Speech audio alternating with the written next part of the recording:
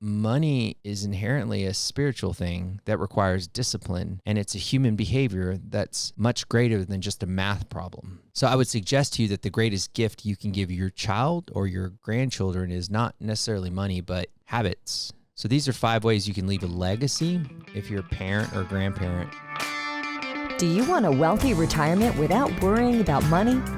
Welcome to the Retire in Texas podcast, where you will discover how to enjoy your faith, your family, and your freedom in the state of Texas.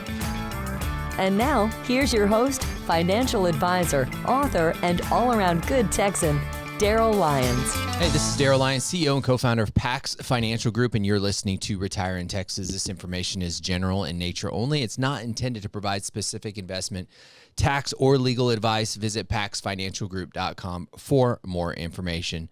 So I'm going to talk about guidance to kids and grandkids relative to money. The reason I want to talk about this is because July 4th, 2026 is the start date for the Trump accounts.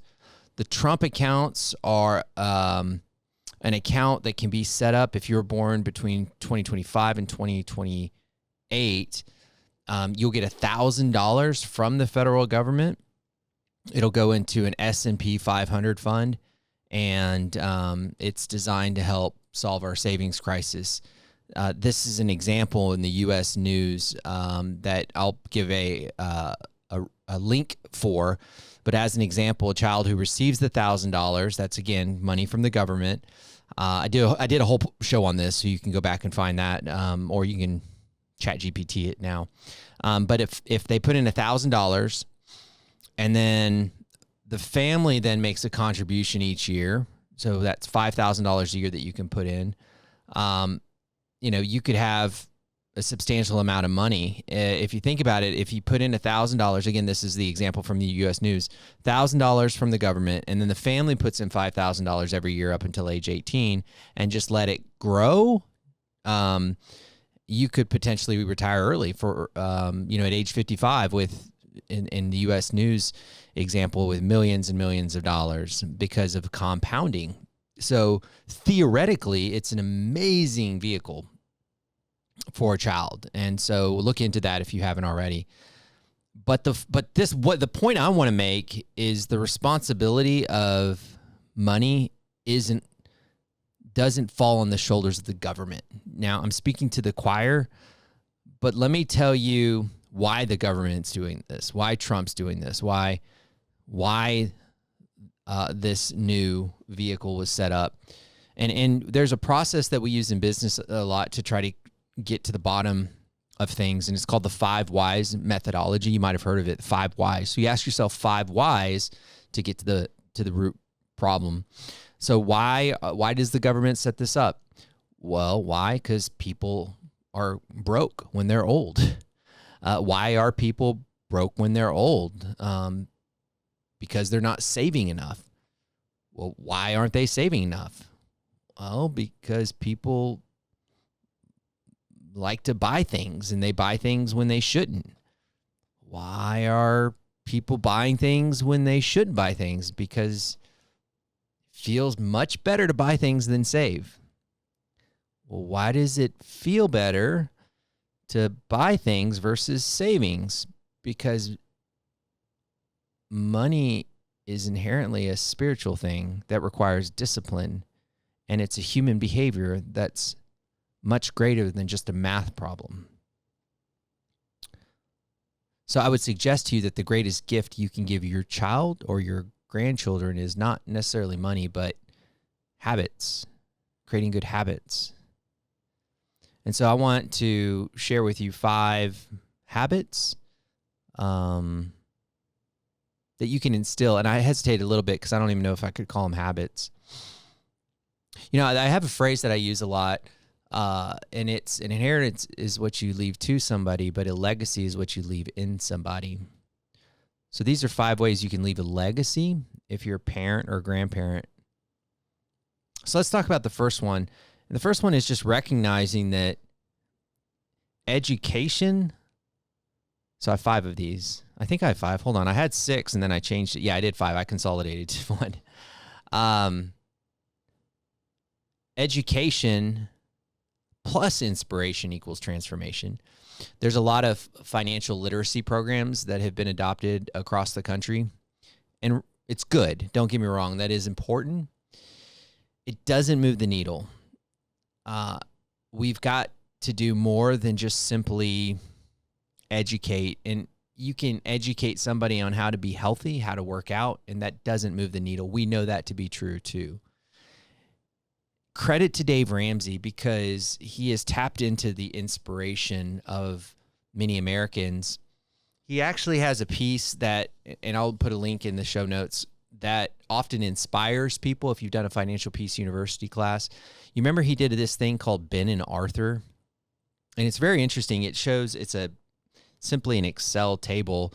One column is a guy named Ben, and the other one is Arthur. By the way, if you Google Ben and Arthur, there's a romance novel that says Ben and Arthur, which is kind of peculiar. But anyways, because I was looking for the data, I hadn't seen it in a while. So Ben invests $2,000 a year at age 19, and he does that until he's 26, and then he just stops saving after that, and he just lets the money grow. Arthur was busy like most of us from 19 to 26 doing nonsense stuff and doesn't wake up to savings until age 27, and then he puts in $2,000, but he does that until he's 65. Turns out Ben put in a lot less money, but because of the compounding effect, he has a lot more. According to Ben and Arthur, again, I'll send you the links. It's 2.2 million versus 1.5 million. Ben wins this race. And when people see this and it's illustrated and the math, they're educated on the math, but inspired by what it can do, that's when the transformation takes place. So I want you to know that education is important. So as you see a financial literacy class, that's good. I can often have some sense of cynicism because I know a lot of financial education classes are sponsored by credit card companies, so that makes it hard for me to believe that they have the inspiration element, and there's a bias towards debt. But there are reasons to support financial literacy, but that alone isn't going to move the needle, especially for our kids and our grandkids. It takes inspiration. The second thing it takes to really create these habits, to be able to leave a legacy, is involvement. I think it's important that parents open bank accounts. You can open joint accounts with kids very young. Just open one for my 12-year-old. It's a joint bank account. She gets a debit card, and get them to start using the debit card. I had my daughter, she overdrew on her bank account, on her debit card. And that's good for her to do it under my roof and for me to recognize, hey, that's a problem. You can't do that. And it showed red, and we talked through it. And they need to do those things. They need to make mistakes. They need to see a bank service fee or the account balance, and they need to recognize that they might have made a purchase on. And this is really hard today because it's so easy. You can click on an Apple trial app that you might find to be interesting. Maybe it's a new camera tool, and you're like, oh, this is great. And then all of a sudden, after the 60-day trial, it's $20, and maybe it's $20 a month. You need to be able to see that happened with your own money, and it makes a difference. If it's mom and dad's money, it doesn't feel as bad. And so those types of things, being involved with their own bank account, with their own real bank account. Now, there's other tools out there. There's one called Greenlight. I use that. I used it in the early adoption. I didn't find it to be as effective, but some people love it. I don't know. I just use the normal bank accounts because it's easy for me to see mine next to theirs, and then I can talk to them about how to resolve things and just having conversations. But just being involved. There was a story of this lady named Jessica. She took her son to Target and pulled out a $20 bill at the register to buy something for her son, and her son freaked out, and he said, "Mom, don't pay for it. Use your card instead." Think about that. They're watching us. And so that's a conversation piece. One of the things that we do a lot, it's kind of annoying at our by the way, let me also say this. I'm going to give you examples, but I have 4 kids. I am still figuring this out because my kids are constantly changing. But I'll share with you some of my stories. But one of the things that I do with my kids all the time is have them guess how much the meal was. It makes them think about everyone's individual meal and the teas and how everything adds up. And, it's not, I don't pass out an award whoever gets closest, but it becomes a little bit of a game. So involving them in even dining out, let them make business money mistakes. Just keeping them involved. I heard one story when I wrote the book, The Grand Money Chasm, just a little tiny book that was on the shelves at Borders and Barnes and Nobles.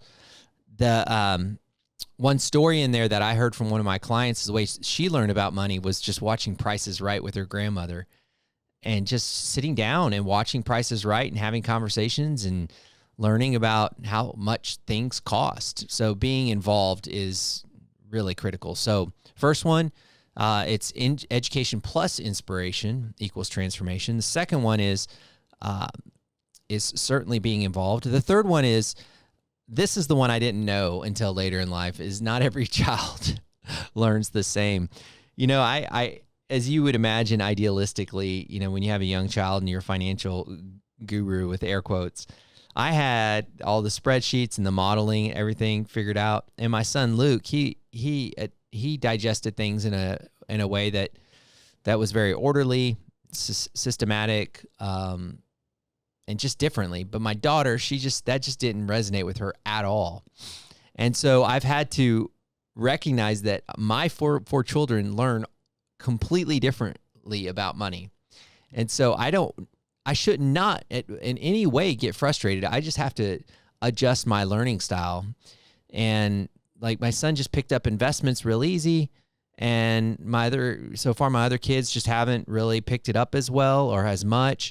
And I know they will, because we are starting to get some traction, but it's just different it's just crazy how kids just pick up things different. Research has actually shown that a part of that is mom and dad's fault, because, and you may catch yourself too, but research shows that mom and dads talk to money, to the boys way more than the girls. And I've got to catch myself there, make sure that my girls know how to save and how to invest and how to spend. But it's just a matter of just making sure that you meet them where they're at. I think about some of these personality profiles. I have my kids take the personality profiles, and you know this already, but don't forget, some kids are more disciplined than others. Some are more generous than others. Some are spenders. Some are savers. Some are researchers. Some are more risk averse. Some are optimistic. Some are decisive. Some are content. And trying to find how to meet them where they're at is what I've learned over the years as I raised 4 kids. And I think that's important for all of us to remember. The fourth thing, I think it's important as we continue to recognize that, us having this obligation as parents and grandparents to lead our kids, is in the world is actually, and I could talk a lot about this, the world's teaching us a different message about work. And it's important for us to instill in our children that work is inherently good. And this actually comes down to the decision that we have to make. Do we want our kids to have chores, or do we want to give them an allowance? And an allowance, so there's debate on this. Some interesting research. I don't know. From what I've seen, there's not anything conclusive. But allowance, the only reason I have concerns with allowance is this degree of entitlement, that you get the money no matter what. So that's the downside of it. The upside is it's consistent, it's predictable. A lot of us grew up with an allowance, so it was just a part of the deal. I don't think it's entirely bad if you add some of these other elements to it, but the chores I think a lot in this generation have been more of the adoption versus the allowance. I think people are now, you get paid when you do the work. The challenge there is you tell your kids to do the dishes, and they're like, how much am I going to get paid? That may or may not happen, but that is the side effect of making every chore, assigning a dollar amount to a chore. The research that I've seen on this stuff is neither one really has as much of an impact as just having lots of conversations, sticking with it, being consistent, letting them know that what you're really trying to instill is this idea that work is important, work is good, we're made to work, and if you work, you get these certificates of rewards called, money.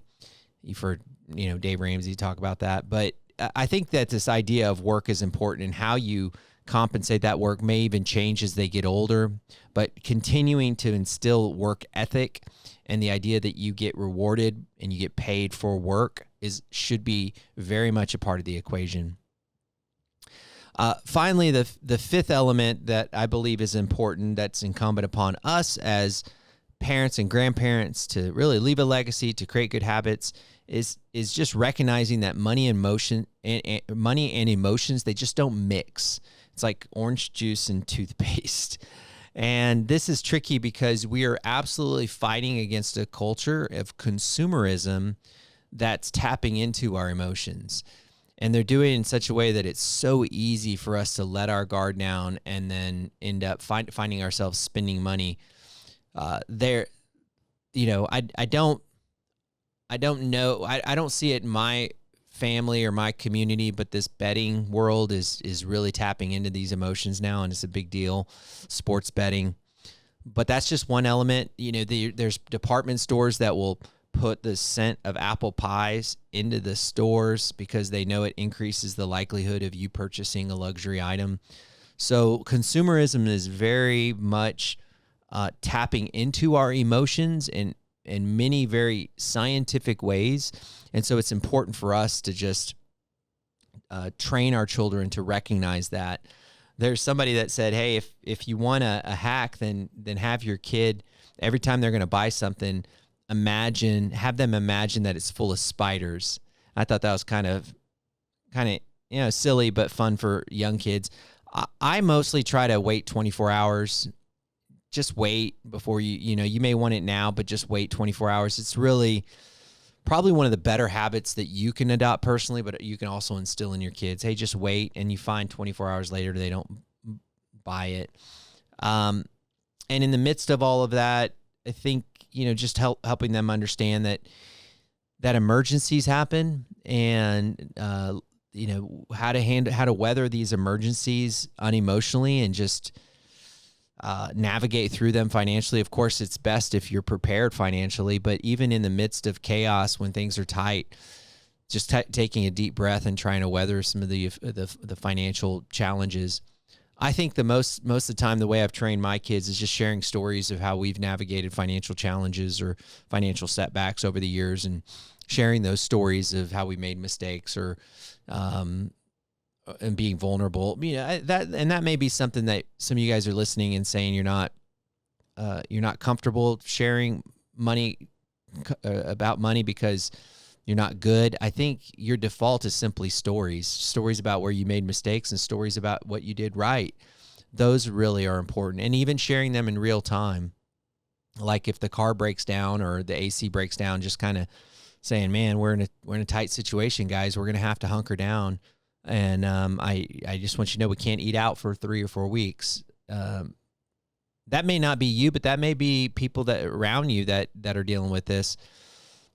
Either way, I think it's just important that we share these stories, because this, but it's not that money's the root of all evil, but it's the love of money that's the root of all evil. So attaching an emotion to money is where we often get tripped up.